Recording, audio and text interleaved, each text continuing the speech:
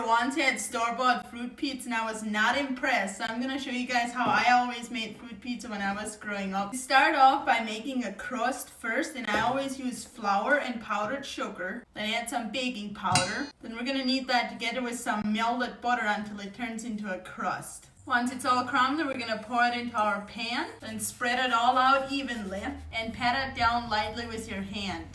And now we're ready to go bake it for a little bit.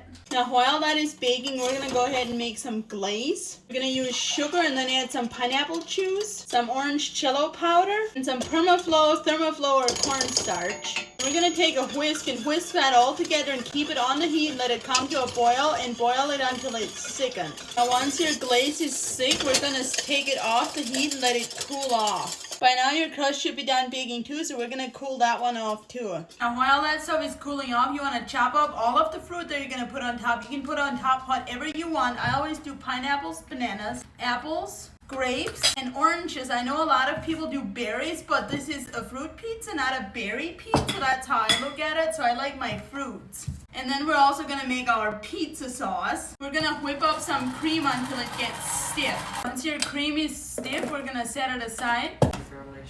Rolls and the Gloria for attention. I'm going to leave that in this video.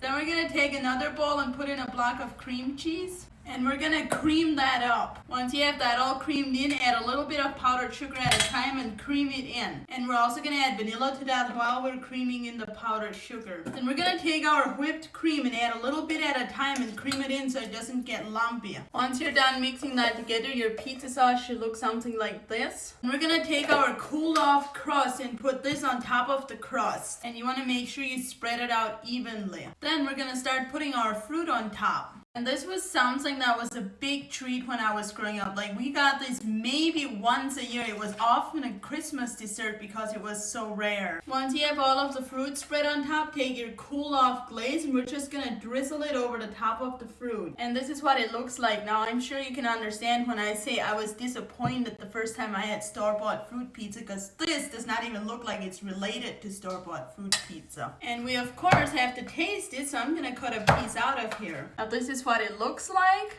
And if you're curious where this recipe is, it's in my Amish cookbook, just like all my other recipes. Let's take a bite and see if it's good.